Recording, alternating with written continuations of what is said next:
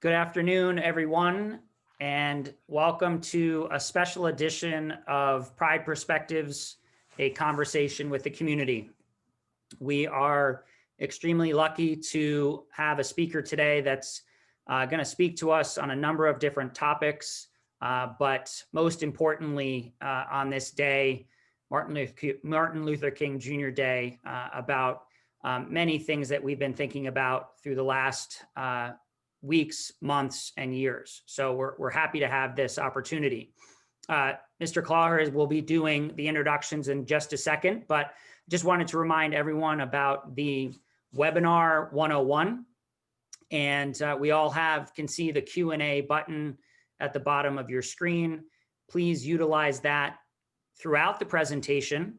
But Mr. Clawher will get to those questions towards the end of the presentation, and we will fill in the last 15 or 20 minutes with your questions. So please listen intently, and just so you don't forget about a question, do not hesitate to put them into the Q&A. So without further ado, I'll pass the baton off to Mr. Clawher. Thank you, Mr. Burlington. And adding to that segment about Q&A, so if on the off chance we run out of time, or if there are too many questions before our time is up, I will take note of every single question that's asked. And if we need to, I will happily send our questions along to be answered through email or to be answered at a later date if we don't get to it today. And to that note, I would love to introduce our guest. So we're fortunate today to be joined by Tafeni English. Tafeni is the director of the Southern Poverty Law Center's Civil Rights Memorial Center. The Southern Poverty Law Center, or SPLC, was founded in 1971 by lawyers Morris Dees and Joseph Levin Jr. Over the past 50 years, the SPLC has, quote, worked to ensure that the promise of the civil rights movement became a reality for all. SPLC has completed this work through numerous groundbreaking legal cases, which advocated for those that have been historically and continually marginalized or face discrimination by society. In addition to their groundbreaking legal work, SPLC has achieved success through numerous projects, including the Innocence Project, which is known for exposing the activities of hate groups, Teaching Tolerance, which produces anti-bias documentaries, books, teaching materials, and more to reduce prejudice, and finally the Civil Rights Memorial Center, from where our speaker, Ms. English, comes. The CRMC is an interpretive center that provides visitors with a deeper understanding of the civil rights movement, and includes the Civil Rights Memorial, which honors 40 men, women, and children killed during the movement. Tafeni oversees the CRMC and also travels the country to speak about combating hate and extremism. Prior to serving as the director of the CRMC, Tafeni earned both a bachelor's in marketing and a master's in counseling and psychology from Troy University. She joined SPLC in 1997 as a research analyst for the aforementioned Innocence Project, and then served as the first director of the Teaching Tolerance's Mix It Up project. She left the SPLC to work for another civil rights organization in Montgomery, but returned in 2019 to direct CRMC. In all, Tafeni has dedicated her life to working for others, to fighting to combat hate. We are very fortunate to hear from her today, and I'm very excited for her presentation. Thank you, Sam. And thank you, Trinity-Pawling and Mr. Mead, for inviting me to speak to you today on the day that we celebrate and honor Dr. Martin Luther King Jr. Whenever I do presentations, I always start at the Civil Rights Memorial. The Civil Rights Memorial was designed by Maya Lin. When Maya Lin was commissioned to do the memorial, she hesitated because, one, she didn't want to have this trademark as only doing memorials. And if any of you are familiar with the Vietnam Memorial in Washington, D.C., she also designed that at a very early age. But after she talked to the founders and our very first president, Julian Bond, about the many people who dedicated their life, and in some cases sacrificed their life for the movement, she decided that she would take this project on. Outside of the Civil Rights Memorial Center is this memorial. And the wall with water running down it symbolizes one of the quotes that Dr. King was oftentimes known for saying, and it's paraphrased from the book of Amos. And that quote, until justice rolls down and righteousness like a mighty stream. And that's why the founders of Southern Poverty Law Center decided to found a nonprofit law center dedicated to ensuring that the laws that those in the movement fought for would be upheld today. And it's befitting that I only talk about a few of those individuals who are inscribed on the memorial outside of the Civil Rights Memorial Center, because had it not been for those in the movement, there would be no Southern Poverty Law Center. There would not have been this significant civil rights law firm dedicated to advocating to ensure that the crutches of Jim Crow would be lifted off of the citizens, specifically in the Deep South. And so here is an image of the table that's out front. And I wanted to just show this so that you could see some of the names on the memorial, and some of them you may not even know. And that is the power in that memorial and the stories of those in the movement. Because it's so easy to talk about Rosa Parks. It's so easy to talk about Dr. King. And we oftentimes talk about them or elevate their history from a place of comfort. And so individuals inscribed on this memorial move beyond their comfort zones, right? And they knew that in order to have true peace, that meant justice for everyone. So I know many of you are probably familiar with the name Emmett Till. Emmett Till is inscribed on our memorial. He was a young boy visiting relatives in Mississippi when he was brutally murdered. And he was murdered by those who were motivated solely by hate, who felt that Black people were inferior and didn't even have a right to walk through the front door of stores, walk through the front doors of restaurants. They had to drink from separate water fountains, using separate bathrooms. After the murder of Emmett Till, it galvanized those in the movement, specifically those in the Deep South, who were working and living and trying to raise families under the burden of Jim Crow, the horror of Jim Crow. And so in order to talk about Dr. King, I have to talk about Emmett Till, because it is the murder of Emmett Till that sparked Rosa Parks to participate with the Montgomery Improvement Association, to participate and to be a lead in the Montgomery boycott. James Earl Trainey, Andrew Goodman, and Michael Henry Schwerner were all workers in Mississippi, working to open the first freedom school in Mississippi. And if you're not familiar with what freedom schools were, I do encourage you to do some research on what those freedom schools were. But freedom schools were designed to signify individuals who were working through a multi-pronged approach, a multi-racial, multi-ethnic, multi-generational lens, to signify that we could all live in this country together, and we could work together to build the beloved community that Dr. King so often spoke about. They were murdered in Mississippi, and it was only at the urging of their parents that anyone even went to look for them. And it was Schwerner's wife who said in 1964, had it not been that my husband was a white man, no one would have ever thought to go looking for them in the rivers, in the woods. Because that was the story of so many Black civil rights activists. And many of the individuals on the martyr table, their murders are still unsolved today. And that is a burden that we carry, not just in the Deep South, but that is a burden that we carry as a nation.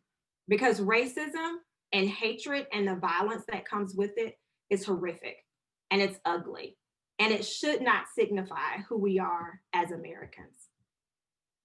James Reed was a white Unitarian pastor who heeded the call after Dr. King wrote a letter when he was in the Birmingham jail. And he called on clergy to face the evils of racism, specifically those who told Dr. King, "You're doing too much. Don't put your life in jeopardy. Tone down your speeches a little bit." To which Dr. King said, "If I am a man of the cloth, how is it that you expect me to allow the ills and evils of racism to continue to perpetuate and hurt and harm the lives of innocent individuals who are entitled to the same rights that you speak of in the Declaration of Independence?" James Reed traveled to Selma to be with the voters as they marched across the Edmund Pettus Bridge. He would leave a restaurant, he was brutally beaten, and he would die days later. There's a podcast that I want the students and the teachers, whenever you're free to do it, it's an 8-part series, and it's called White Lies.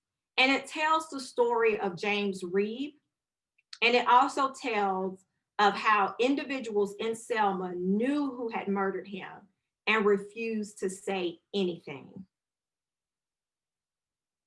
And so I want us to reflect on that when we think about Dr. King today and when we think about his work. And many will honor the life and legacy of Dr. King today by doing service projects all across the country.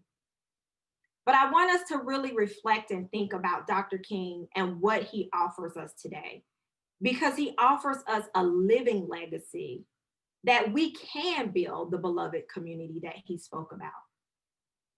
The model of the civil rights movement is just as relevant today as it was over 50 years ago. But it's up to us to educate ourselves. It's up to us to not only quote Dr. King, but to study and live out his words and his works. The legacy of this holiday itself continues to be tainted and watered down. And it's important that we acknowledge that, because Dr. King often said, in order to get to the promised land that he oftentimes spoke about, we have to be honest and truthful, and we have to share the facts of history. And so as we think about this day, I have to also acknowledge I'm a native Alabamian, grew up in the Deep South, grew up here. And when we were fighting for Dr. King's to be recognized as a holiday, they said, sure, we can have the holiday. But they tied it to an individual who was tied to the lost cause of the Confederacy. That doesn't honor Dr. King. And so it's up to us individually to decide and determine how we honor the life and legacy of Dr. King. As I said before, without the people of the movement, there would be no Southern Poverty Law Center. And I want to share this quote with you all. You can read it on the screen, but I also think it's very important that I read it so that you all hear it.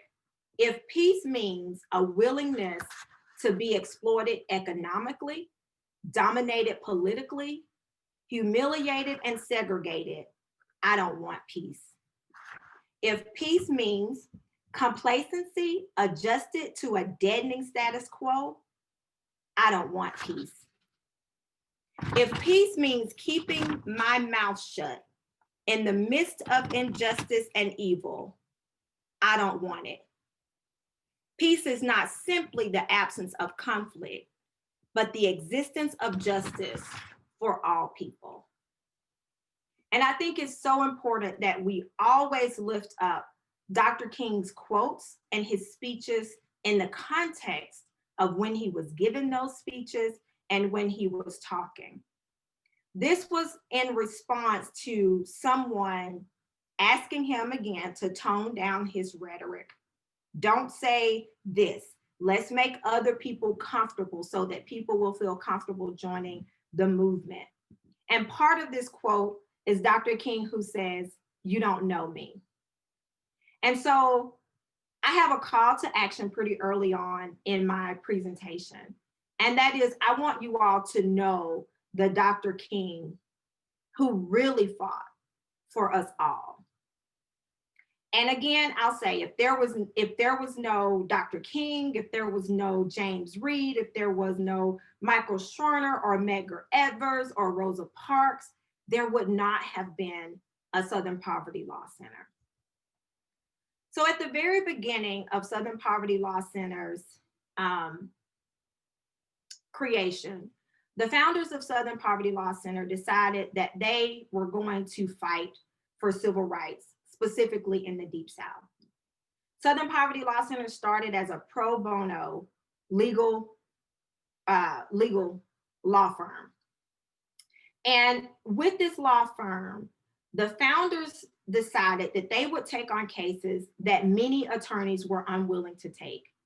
And so early on, they took on a case against the YMCA, who had refused to integrate even after federal law said that they should.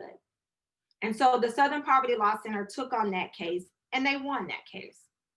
And the YMCA had to integrate. Southern Poverty Law Center also began suing white supremacist organizations, mainly the KKK in the Deep South. And they were suing the hate groups because they were inciting violence, they were harming individuals. And so one of the earlier cases was against the KKK in Forsyth County, Georgia. And this began to set a precedent for Southern Poverty Law Center. And I won't spend a lot of time going over all of the cases, but I do encourage you to go to our website and read more about the cases, what led to the suing of the white supremacist organizations, because oftentimes we get the question of, well, you know, it's their freedom of speech and they have the right to believe what they want to believe. And that is true, but they do not have the right to go out and harm other people in the name of hate. That is criminal and it should be prosecuted, and they should also be held liable for the actions of their members. And that's what Southern Poverty Law Center did. They held hate groups responsible for their actions in communities. One of the earlier cases that really changed Southern Poverty Law Center and really propelled some of their work moving forward was the murder of Michael Donald.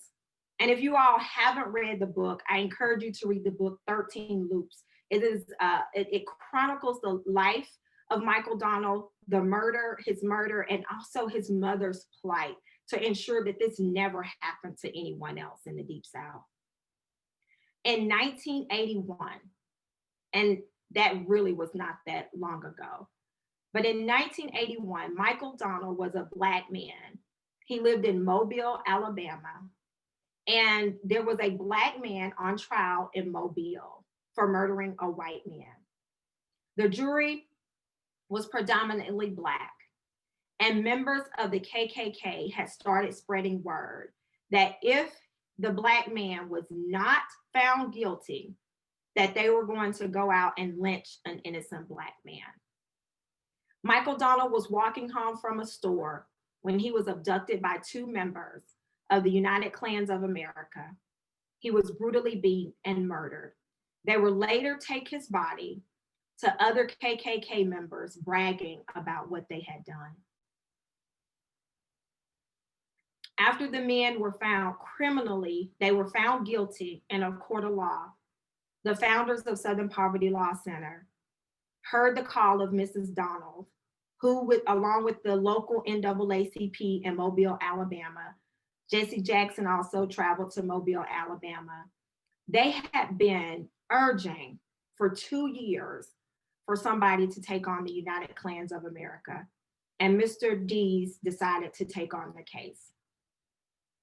A jury would come back with a $7 million verdict against the United Klans of America that would bankrupt the United Klans, one of the largest Klan factions in the Deep South. And so this is the type of impact work that Southern Poverty Law Center did for decades. At the onset of this trial, the civil trial ended, I believe, in 1987. But it was in 1980 that Southern Poverty Law Center had actually started monitoring the activity of Klan groups. At the beginning of this case with the United Klans of America, the very first law offices of Southern Poverty Law Center was bombed. And it was bombed because individuals wanted to destroy evidence that had been collected against them. And so oftentimes I'm asked the question, well, do you think the KKK is just as dangerous today? And my answer is yes, because hate rhetoric fuels violence.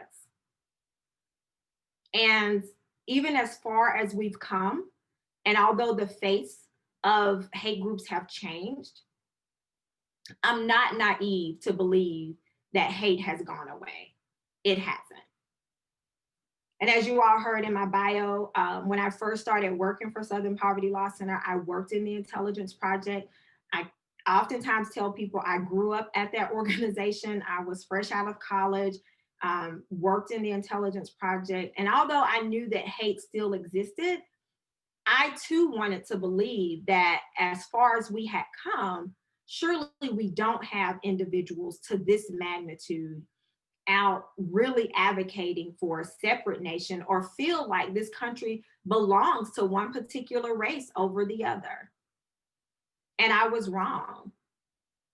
And so with the work of Southern Poverty Law Center, when the legal cases started to expand, they actually moved and evolved and did some different work with the Intelligence Project.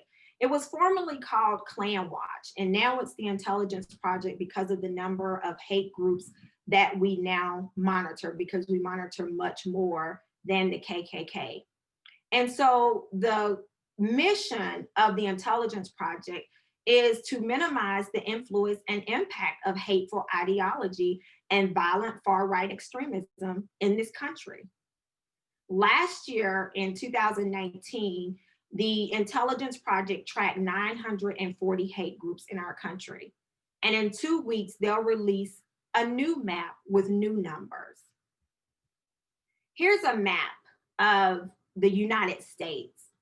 And I really want you all to pay attention to this map and look at where the concentration of hate groups are. Oftentimes, there's this notion that the South is where all of the hate groups are, or that hate groups somehow originated just in the South. And I want to dispel that myth. And you can see a lot of groups are concentrated in the Northeast, out West, California, Washington, Portland, Oregon, New York, Massachusetts, Washington, D.C., Michigan, Minnesota, and yes, they do exist in the Deep South. But I feel the South has carried an undue burden for this nation that's not fair, because hate exists in the North, the South, the East, and the West. And it is going to take all of us in our activism in small, meaningful ways in order to continue combating hate and extremism in our country.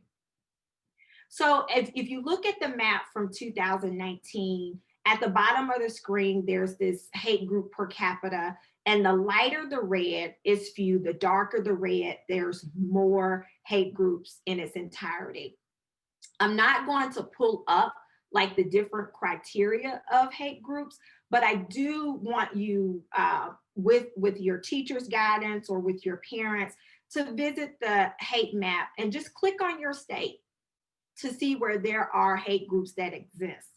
And so what I want to do, because oftentimes we get questions are, okay, what's your definition of a hate group? Well, for the Southern Poverty Law Center, we define a hate group as an organization based on its official statements or principles that the statement of its leaders or their activities, that they have the fundamental belief or practice that attack or malign an entire class of people. And typically they do this based on race, based on ethnicity, based on religion, based on LGBTQ status. We don't list individuals as hate groups. So I want to clear that up too. We don't list just individuals. These are organizations that we list. We list hate groups in these categories: Ku Klux Klan, neo-Nazi, white nationalists, racist skinheads, Christian identity, neo-Confederate. We also list Black separatist groups, and we also list groups who are anti-immigrant and anti-LGBTQ and anti-Muslim. And again, violence doesn't have to be a criteria. Oftentimes, we're often challenged in us listing groups that are just, in operation. But what we know from hate groups, and if last week told us anything, or the week before told us anything, is that a group's ideology can inspire hate violence, even when the group itself does not engage in violent activity. Dylan Ruth, who murdered 9 people in Charleston, South Carolina at Emmanuel Temple, when they were having Bible study, went in, engaged in Bible study, and afterwards murdered them, wasn't part of an organized group, but he was radicalized on the internet by the rhetoric of these groups. And so I think it's really important for me to point that out, that oftentimes individuals aren't part of organized groups, but the language and the ideology and the information that is put out by these groups, they fuel violence in others, and they go out and they act off of this ideology. And so again, I encourage you all to, visit the website and go to this map. It's interactive on the website. I would really be remiss if I didn't mention the insurgents that happened on January the 6th. While many in the movement and law enforcement knew that it would happen, right? It was predictable. It also could have been prevented. And it could have been prevented if we as a country were really ready to move beyond dialogue about hate and extremism. And so the work of the Intelligence Project really has aided in educating other people about the threat of the hate groups. And as an organization, Southern Poverty Law Center will remain vigilant in our work against hate and extremism. And we want to ensure that there are necessary actions to put an end to what happened, and that what happened at our nation's capital last week doesn't happen again or anywhere else. Next, I want to talk about our teaching tolerance department, because when we talk about ensuring that this doesn't happen, one of the things that Dr. King often talked about was the urgency and importance of education and educational settings being inclusive for all people. In 1991, Southern Poverty Law Center started a program called Teaching Tolerance. And the goal of Teaching Tolerance was to provide curriculum resources so that teachers could teach from an equity lens in the classroom. Since 1991, the work of Teaching Tolerance has evolved. We actually send out over 450,000 copies of a magazine. That magazine is sent out quarterly to educators across the country for free. It includes articles and real-lived discussions with other educators across the country. It highlights and details issues and challenges that students and teachers are facing in the classroom as they grapple with diversity, equity, inclusion, and justice issues. And it's a very real thing, right? Oftentimes I think about when I was the director of Mix It Up, and one of the things that program was designed to do was to encourage people to get outside of their comfort zones, right? And what we found was that the lunchtime was the time where you had all of the groups getting together. They talked and ate with like-minded people. And so we wanted to use that time to encourage people to really talk with other people who were different than you. And so we look at just the trajectory And we talk about when kids are young and they're in kindergarten or first and second grade, they're innocently playing with each other on the playgrounds, and you see more diverse groups congregating and talking and interacting. And as kids get older, they often move into their silos. But there are so many factors that contribute to that, right? And where you live is one of the main contributing factors to that. And I again, your zip code does matter because it will determine where you go to school. It will determine the quality of education you receive. And in many cases, it will determine if there are educators in your classroom who look like you. And so Teaching Tolerance answers some of those hard questions. Not only do we have our magazine, we also have a publication, Teaching Hard History. Not one of them is on American slavery, but the other one is on the civil rights movement. You heard me mention earlier about the sheroes and heroes of the movement and how easy it is to really talk about Dr. King as being the Moses for the Black folks in the South, or Rosa Parks. And the story we often hear is like, oh, she was so tired, she decided not to give up her seat off the bus. Rosa Parks was a woman of strength, right? And she worked with the Highlander Center, which was an organization, it was multiracial, and they were dedicated to embodying what the beloved community looked like. But they went beyond the fact that they could just go to the Highlander Center in Tennessee and eat together and laugh together and really talk about what was going on in their lives. They looked at issues of poverty. How do we tackle that? They looked at the injustices within the educational system. They looked at the response in the South when Brown versus Board said, no, you have to integrate. And the response to that was to go and create all of these private schools that wouldn't allow Black children in the schools. And so they talked about it and they created strategy for combating it. And so I look at Teaching Tolerance as an evolution of those conversations, right? Do we really have the conversation about the fact that Rosa Parks and the Montgomery Improvement Association had long talked about suing the city of Montgomery before the bus boycott happened? They had already determined that it would be someone who sat in the Blacks only section and refused to give up their seat and what to do if that happened.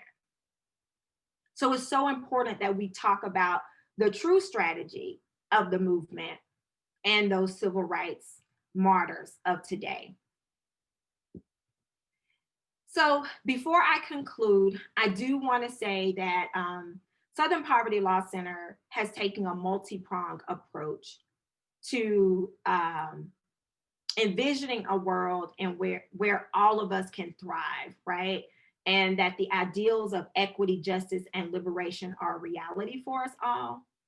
And so we do that through the monitoring of extremist groups, the Intelligence Project, I've spoken about that.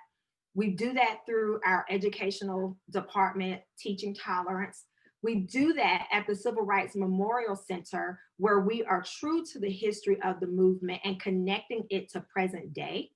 And we also do that through our legal practice groups. We now have 6 legal practice groups who are dedicated to the issues that you see on the screen. So there's children's rights, there's immigrant justice, LGBTQ rights, economic justice, criminal justice reform, and our most recent practice group, which is voting rights. The voting rights practice group began after there was so many things that happened with voting rights for people in the South. I mean, it's almost like they were imposing the old poll tax of the 50s and 60s, where Blacks had to pay this high poll tax in order to be able to vote.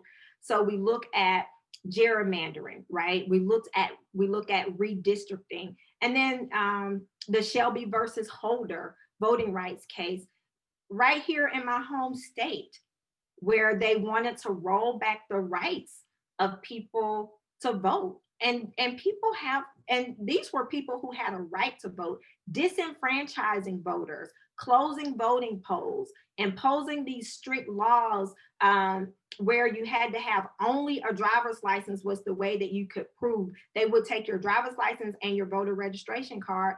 And then in response, they closed down all the DMV offices where people could go get their ID.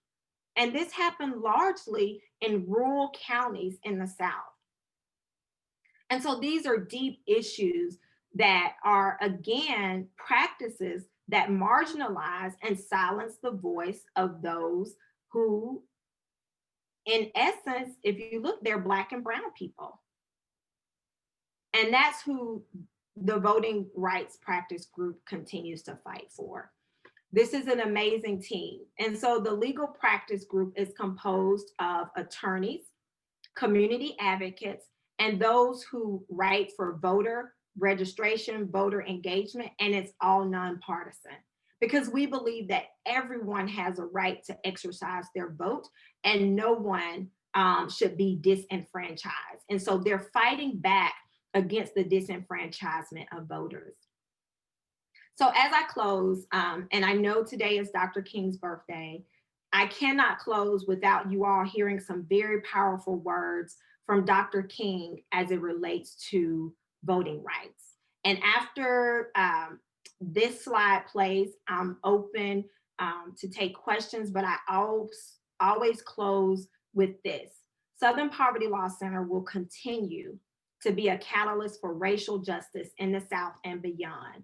And we're working in partnerships with communities, with schools, and with individuals to dismantle white supremacy, to strengthen intersectional movements, and advance the human rights of all people. We must realize that we are grappling with the most weighty social problem of this nation. Give us the ballot. Went to the polls to vote, and my name was not on the list to be able to vote. They had me fill out an absentee ballot. Give us the right to vote. All types of conniving methods are still being used. The denial of this sacred right is a tragic betrayal of the highest mandates of our democratic tradition. We forget, or we don't know, the struggles that people have had to overcome. We learn about it, but neglect to understand what they've really been through. We actually have a voice. It's real. The civil rights issue is not an ephemeral, evanescent domestic issue that can be kicked about by reactionary guardians of the status quo. It is rather an eternal moral issue, which may well determine the destiny of our nation. I look back on the legacy of our past people. That's the whole reason of me going out to vote. I think about all the people that died in March for us to have this right and how important it is to pass it on down. Give us the ballot. Give us the ballot. Give us the ballot. Give us the ballot. Give us the ballot. Give us the ballot.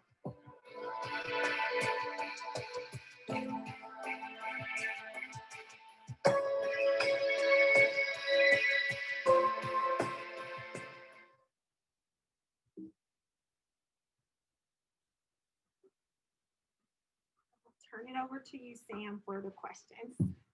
Thank you so much, Tafeni. That was incredible to hear, hard at times, and it definitely worthwhile and helpful for us as an entire community. We have a number of questions that come in, and thank you to everyone who asked them.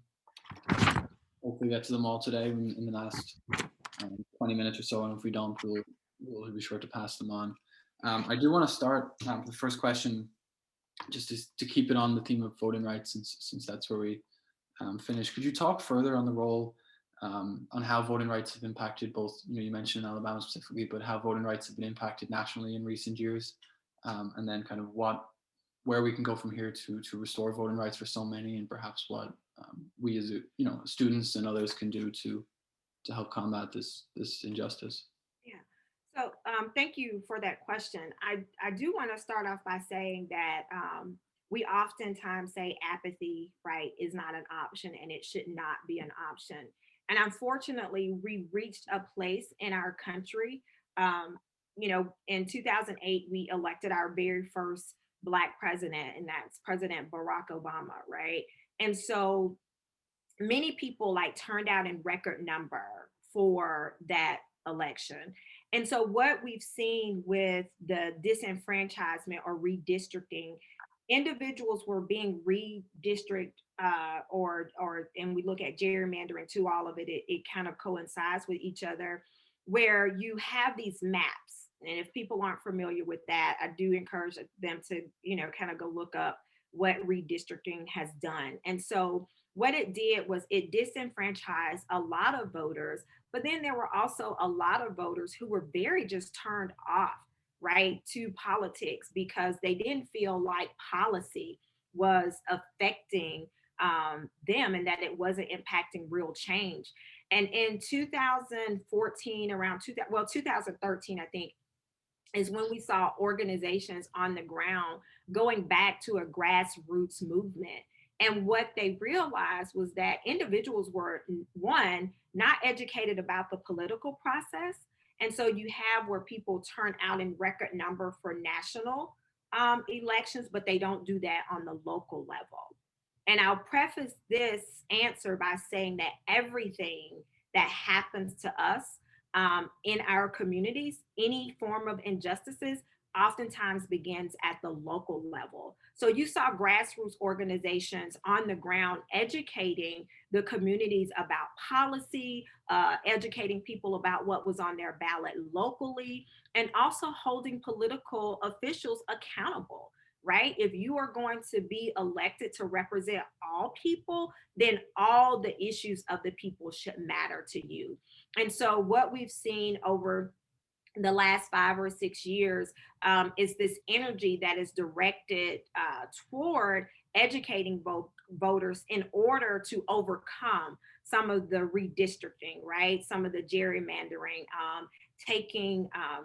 so you have these, again, voter ID laws that were in place. Or we look at Florida, where the people of Florida overwhelmingly spoke and said, no, right? If I have a past criminal record and I've done my time, I should be allowed to vote. And so individuals were not familiar with that process, one. And then on a state level, elected officials elected by the people decided that they were going to reject the voice of the community. And so the community, again, organized and mobilized on the grounds, and they started fighting back. And so what we've seen in this last election cycle, and it's not just in the South, I know we've had all eyes on Georgia for the last several months, but we look at places like in New Jersey, and then we look at places like California or even St. Louis, Missouri, and we look at how their political landscape is changing. And all of that is contributed to the grassroots mobilizing on the ground. And also, I don't want to discount individuals who are also saying we cannot reject this country's ideal of democracy, and voting is a fundamental right of everyone. And so we wanted to ensure that we push that forward.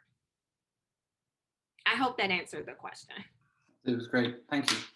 All right, going back a little bit. So along the same lines and get what you said about young people being able to help them. But so what do you think a 17-year-old can do in response to present day hate groups in hopes of moving America to a better place? I guess I know you spoke about local activism being involved, and I guess even otherwise. So for someone who's 17 years old, what I would say is to have the courage, if your peers are making jokes, if you know that they are, visiting these websites, or if they hold ideas that are kind of shifting from what you know of them, I would definitely encourage you to use your voice on that level, to speak up and speak out as a 17-year-old. And the other thing is, because we're seeing so much activism with our young people, right? I think that you can do that in your spaces. I'm not necessarily saying like go out and protest, but I really would encourage a 17-year-old who's about to turn 18 to really think about how their voice can change their environment. And if you are sitting by, again, apathy is not an option. Silence is not an option. If someone is making inappropriate jokes about someone's race, their ethnicity, speak up, right? And let them know that that's not something that you are willing to accept. And it starts with our voice.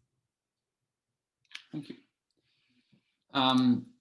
In your opinion, has there been a rise in hate groups in recent years? And if so, what do you think is the cause? What do you think has been the cause of that rise? So with hate groups, we typically see hate groups go up and down. And oftentimes that has a lot to do with where we are economically as a country, and also leadership, right, determines if the hate group numbers are going up or going down. In 2018, the number was higher; it was a little over 1,000, and in 2019 we were down to 900. But oftentimes, what shapes organization oftentimes is the political and economic climate that we're in. And if we have leadership, whether it's local or national, who doesn't speak out against that, then oftentimes white supremacist groups see that as their green light. And so it emboldens them. And so they organize and strategize, and they're much more vocal when no one is saying, like, we as a country won't accept this. And so I tell people all the time, in 2008, we also saw a decline in hate groups, and that didn't mean that they disbanded or they didn't go away. Oftentimes, they're laying low to observe and to see where they can start radicalizing more people for their cause. What is the most difficult part of helping those that are threatened daily by these hate groups? The most difficult part is that, they're with us, right? And most of it's oftentimes those in the movement, it's very, very few that you see will have a change of heart. So I think the biggest challenge is just that they're still with us, right? Not that I don't think that we can overcome them, but I think we have to really be honest. And I know oftentimes, I've heard speakers say things like, this is not who we are as a country. And it is, right? White supremacy is a part of the fabric of our country. The question is, how do we dismantle white supremacy permanently so that organizations don't even feel comfortable coming out in public? And so that's one of the hardest things for me, and it's very frustrating. The other thing that's frustrating is when white supremacists align themselves with a particular political party.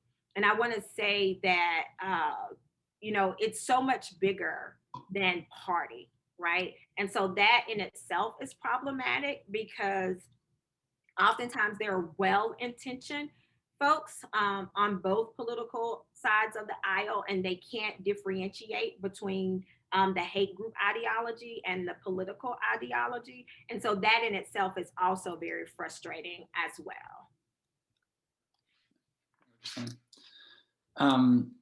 Next one up. Do you think society and future generations will be able to view all ethnic, economic, racial, and otherwise groups as equals? Do you think that goal is achievable? I do think it's achievable.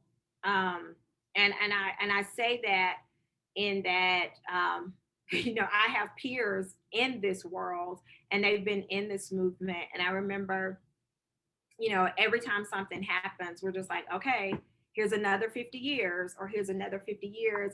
But what I do have hope, because even now today, with this, kind of multiracial, multi-generational, multi-pronged movement that we're seeing today, a lot of people compare it to the civil rights movement of the 50s and 60s.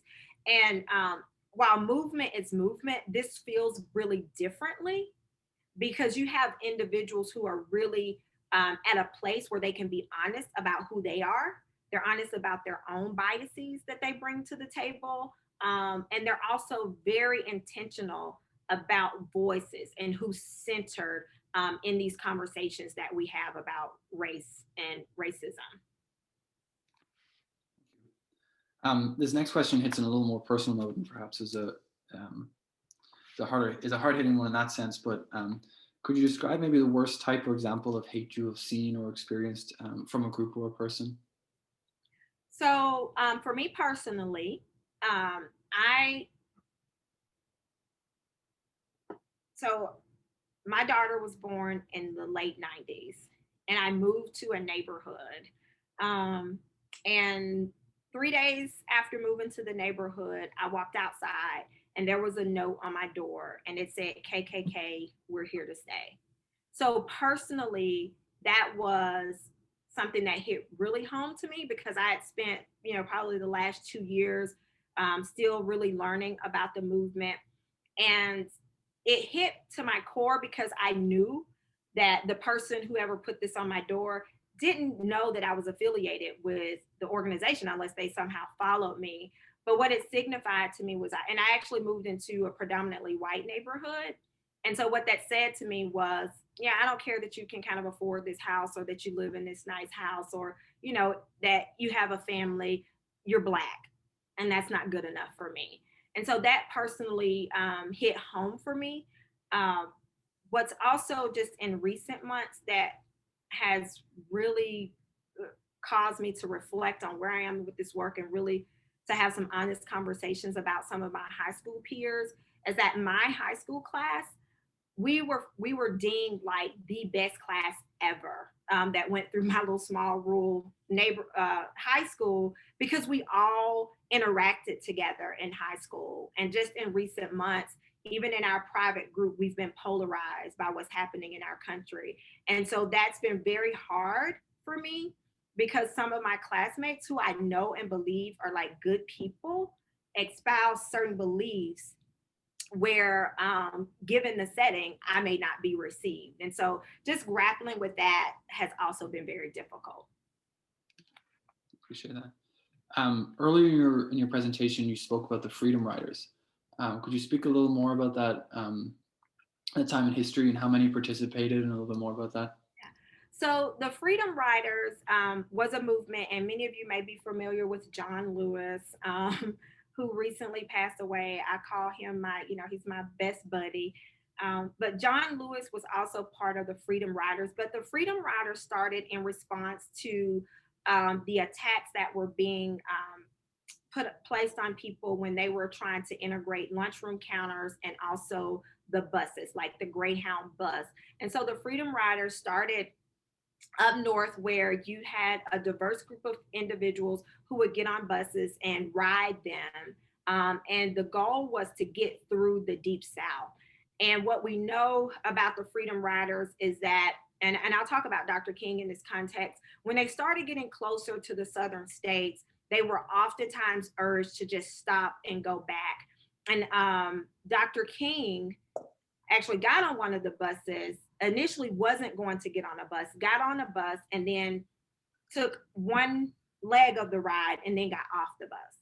And so once they started getting to the Deep South, they started being attacked by law enforcement and KKK groups.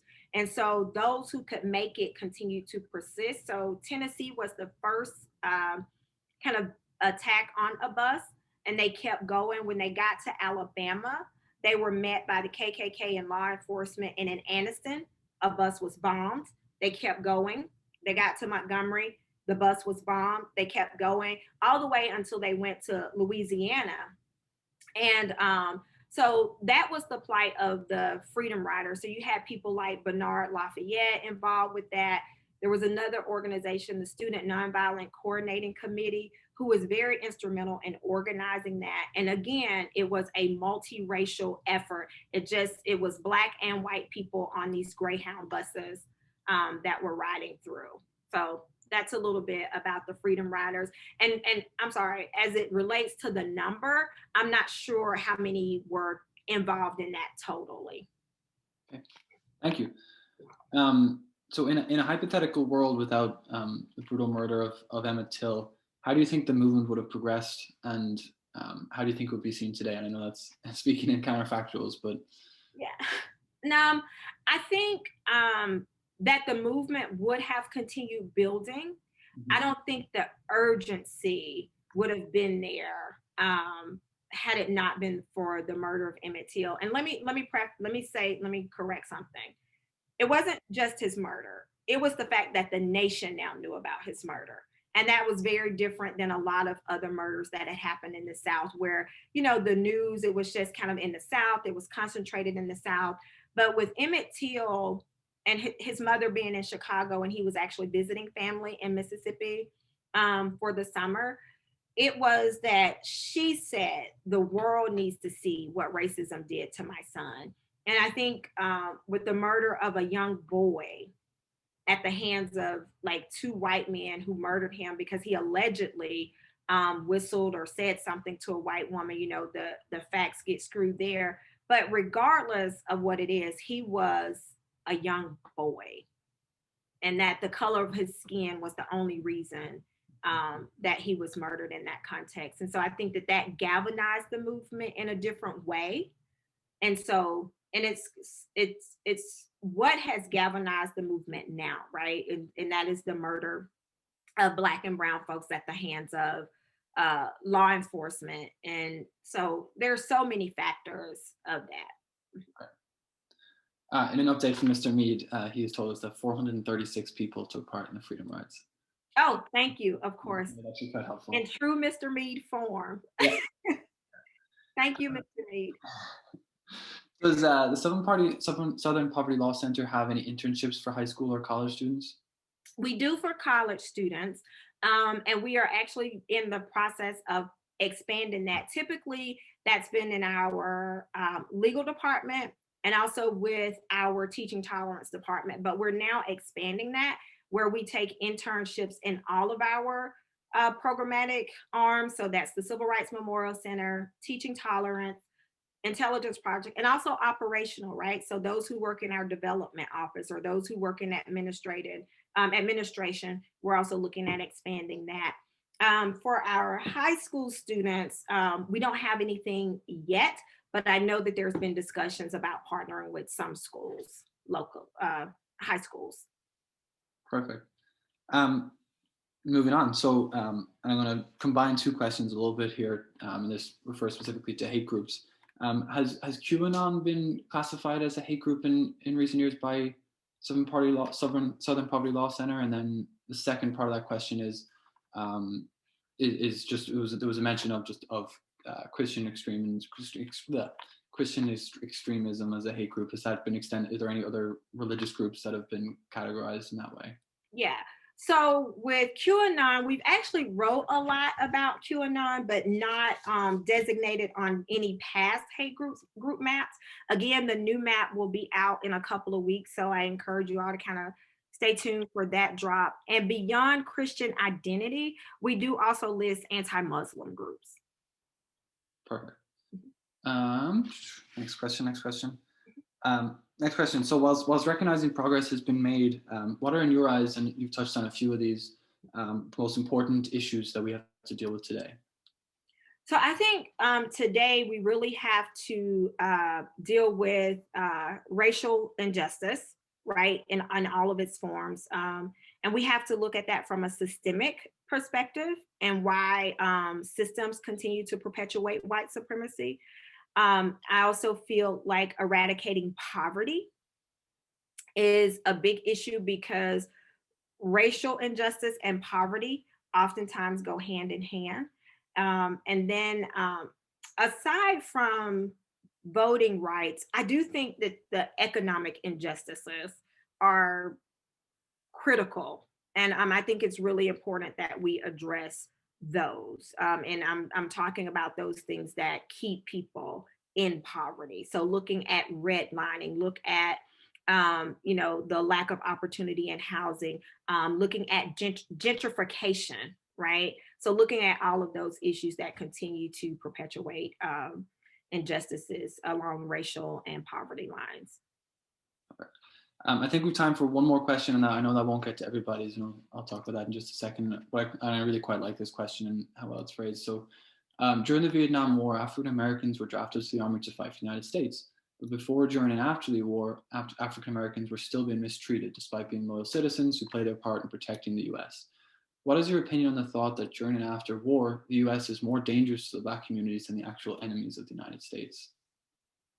I think that that has a lot to do with white supremacy in our country and the idea that Black people are somehow not patriotic or less than within our communities. And Dr. King talked about that actually. There's a speech that he gave, I believe it was in Long Beach, California in 1964. I might be wrong about the date. It might have been 1967. But in any event, it all boils back to white supremacy. And I'll mention a more recent case. There was a young man, Lieutenant Richard Collins III, who was murdered in Maryland. He was days away from graduating, and he had went to a party at the University of Maryland. And a individual who belonged to an alt-right Facebook hate group map actually walked up to a group of people. He was the only Black person in there, walked through other individuals, walked up to him and asked him to move out of his way, to which Richard replied no. And he left, came back to the bus stop and brutally murdered him. And I want to add that, again, if you heard me say his name, he was Lieutenant Richard Collins III. And so this notion that Black people can't serve their country and that they can't, benefit, right, from participating in wars or being in the military, and the fact that we still see racism existing in the military, whether it's rank or not receiving promotions or what have you. Again, it's a system that still has its issues with white supremacy and racism. Thank you so much. We'll leave it there with questions from the group. There were plenty more I didn't get to. I answered them pretty much chronologically. So if you didn't have your question answered, it might have been rephrased slightly or it might have merged with a question or two, but we'll make sure to pass those questions along. And I will also add that the goal is to continue this conversation beyond just one day. So if you have questions that weren't necessarily answered or you'd like further clarification, there are plenty on this campus with whom you can go talk, including myself, including plenty others. And I encourage you to do so either through email if you're remote or in person when we're able to do so. But I want to thank you so much for taking this time. It's been incredibly rewarding, and as I said earlier, hard at times to listen to and great to listen to, but important. I think those conversations are vital. And with that, I'm going to turn back to Mr. Burlington. I think, are you closing out, or what's our pathway here? Absolutely. So I just want to thank you, Tafeni, on behalf of everyone here at Trinity-Pawling. Mr. Mead, I know you're listening. Thank you for putting this together. And we wish everyone a healthy, happy day. And again, thanks so much. And that's it for now. Thank you all. Thank you.